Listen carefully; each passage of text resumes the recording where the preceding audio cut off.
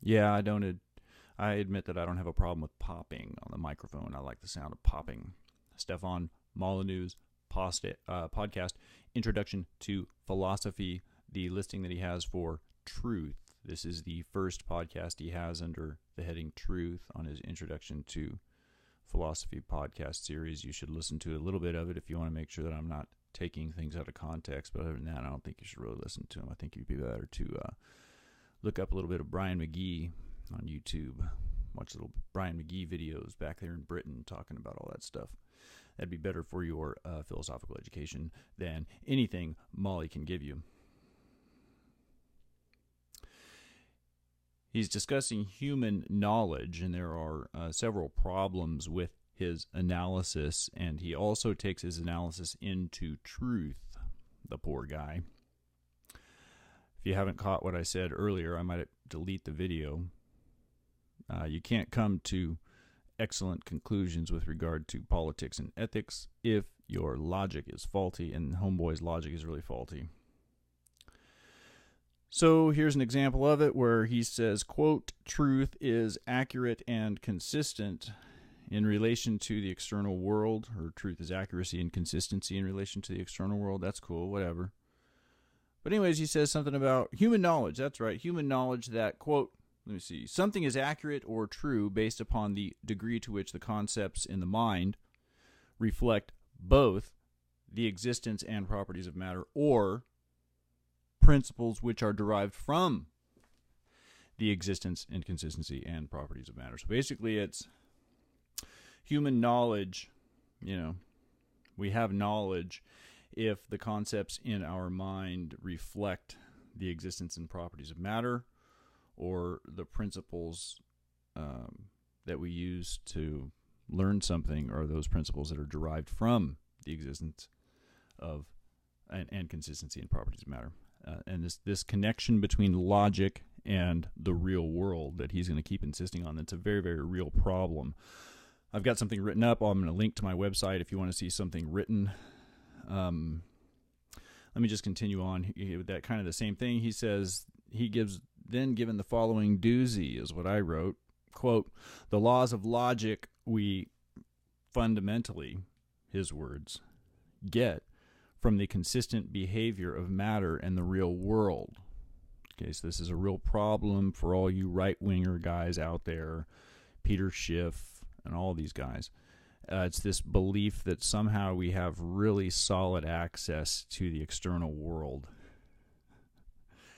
Because once you believe that, then you say, oh, well, you disagree with me, and since I have access to the external world and you disagree with me, you obviously must not have access to the external world. And it's just one step away from saying, off to the gulag you go. If you listen to Stefan Molyneux' stuff, he really does talk about an extreme privatization in which basically insurance companies run everything. It's just an absolutely disgusting view of the world. One that you can only have if you think you are using the principles of philosophy and you're shut up in some house up in Canada, not talking to any other human being out there, then you're going to end up thinking that insurance companies should really be in charge of everything. But so the reason why he can think that is he believes that something is accurate or true when the concepts in the mind, reflect both the existence and properties of matter, or principles which are derived from the existence and consistency and properties of matter. There's a lot to be said about what he believes about matter. He basically stops at atomic physics. And then once subatomic physics comes into play, the guy just forgets that subatomic physics exists. And he rests so much of his analysis on the connection between the real world, and he keeps going down to atomic physics and saying, well, down to the atoms. And there's a couple of times in some of the ones I'm listening to where he'll shut that off at the pass. He says, well, if you want to mention subatomic physics, and he just waves his hand off, and then he goes off talking about whatever he wants to talk about. But buddy, if you want to talk about how logic is derived from the real world, then let's talk about it. I'm not cussing right now, man. Let's talk about how logic is derived from the real world. And if you want to talk about how logic is derived from the real world, then we need to talk about subatomic physics. And if you want to talk about subatomic physics, then we need to talk about superposition, and we need to talk about quantum computing. And if you've got a problem with that, then, take away your cell phones. It's like that one physicist on YouTube. I watched a physicist video in South Africa, that big-haired black physicist dude who was so awesome. Great thing. Check it out. I mean, literally, Google black physicist with a crazy hairdo lecture in South Africa, and you'll find that video. And it's a great video. It's about an hour and a half long, and he just talks about all kinds of great stuff. And one of his lines is that if you don't believe in subatomic physics, then you shouldn't be able to use your cell phone. And when it comes to connecting logic to reality, subatomic physics, the behavior of subatomic particles, is a part of reality. And in fact, we're finding, there's a lot to be said about that. And so I'm going to say more. This is just kind of a cut-through video.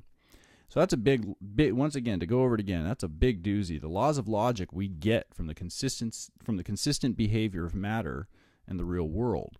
I mean, once again, there's a lot to be said about that. I mean, if we get logic from the consistency of the behavior of matter in the real world, then tell me about how the behavior of H2O is consistent relative to our sense experience. Stefan.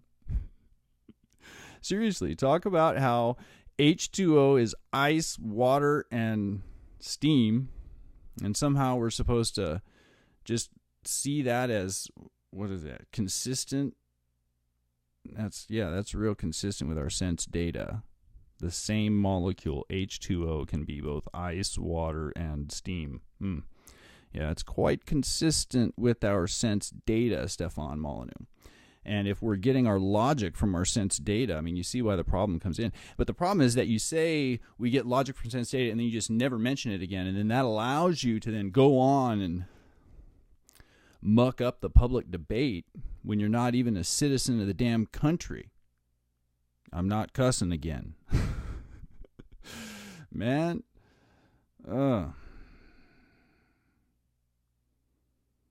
And, so the rest of that podcast isn't really that useful. He goes off for about 8 or 9 minutes on the difference between possible, probable, and not possible, and ghosts and UFOs and a bunch of other stuff. It's basically like a piecemeal sort of, not really much of an analysis of modal logic. We're going to have more to say about this stuff. I've got a bunch of notes, and so that's just my first comments on the first podcast. Once again, that podcast, if you wanted to find it, you could go to the Apple iTunes podcasting thing and look up Stefan Molyneux Introduction to Philosophy, and the only ones I'm going to be commenting on are the ones labeled Truth and Knowledge. But like I said, once again, if you don't know anything about him, just be aware that conservatives will do this. They'll say that logic is this immutable, universal thing, and that if you just don't line up with logic, then you're crazy. And it's so similar to fundamentalist Christian thinking. It's fundamentalist Christian thinking or fundamentalism of any kind without the religion attached to it, so to speak. It's all about, there's this thing that all of us are governed by, namely the laws of logic, And unfortunately, subatomic physics is making things interesting for the right-wingers. So, next video is coming up in a minute.